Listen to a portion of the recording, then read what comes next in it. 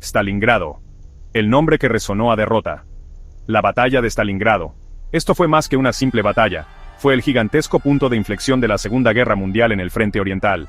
Aquí, entre los escombros de una ciudad con el nombre del líder soviético, la máquina de guerra de Hitler, que parecía invencible, recibió un golpe del que nunca se recuperaría de verdad. Imaginad la escena.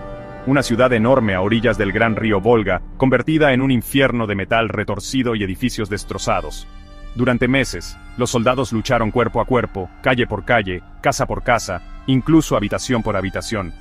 La ciudad se convirtió en un símbolo, un premio que ni Hitler ni Stalin podían permitirse perder, transformando la batalla en una lucha desesperada de voluntades. Estratégicamente, era una ciudad industrial clave y un centro de transporte vital en el río Volga. Capturarla cortaría las líneas de suministro soviéticas y aseguraría el flanco del ejército alemán mientras avanzaban hacia los campos petroleros del Cáucaso.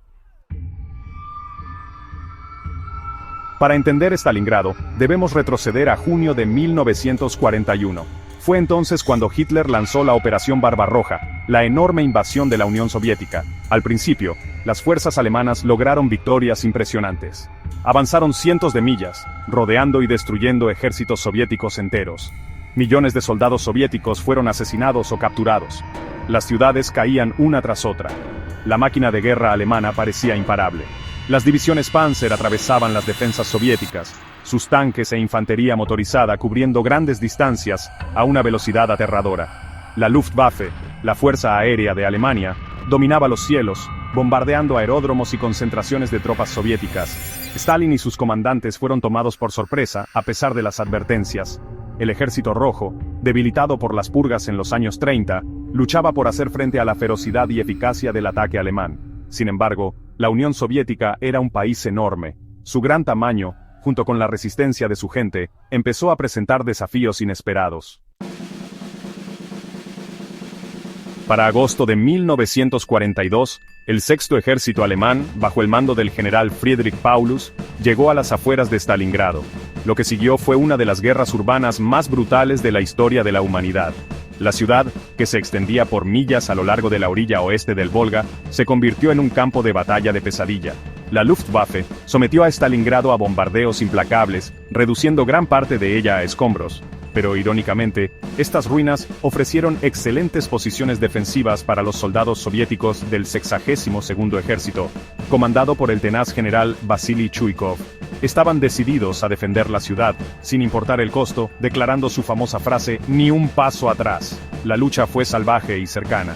El control de edificios clave, como el enorme elevador de grano, la fábrica de tractores Octubre Rojo o la planta de municiones Barricadi, fue disputado ferozmente.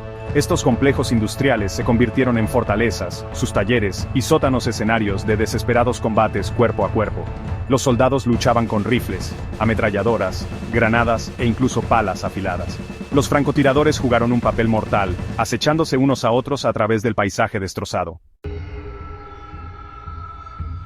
Sección 4. La voluntad de hierro de Hitler. El cerco se estrecha. A medida que avanzaba el otoño de 1942, la situación alemana en Stalingrado se volvía cada vez más peligrosa.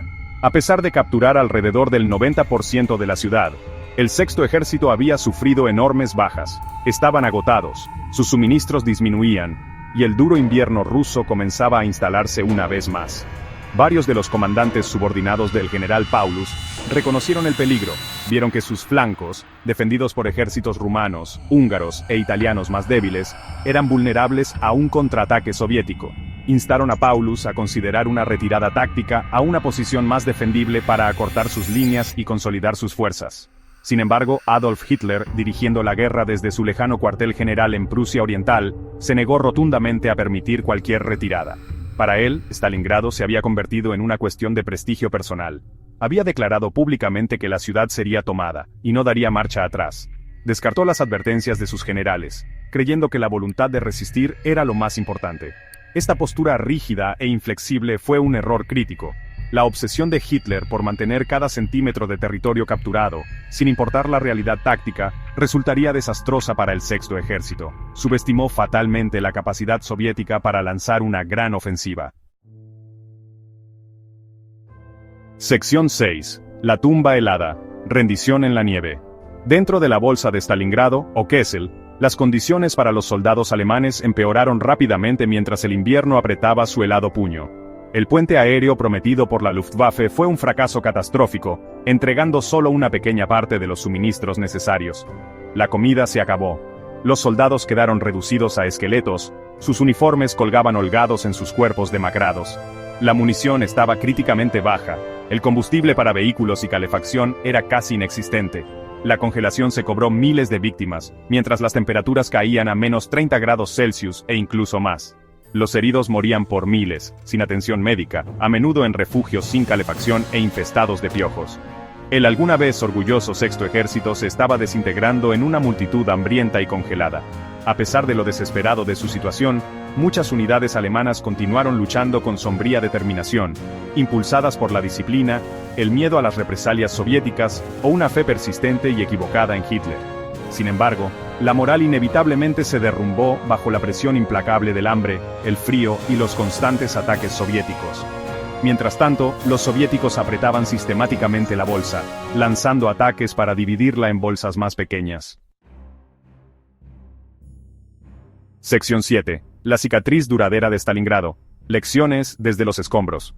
La batalla de Stalingrado dejó una marca imborrable en el curso de la Segunda Guerra Mundial y en la historia moderna.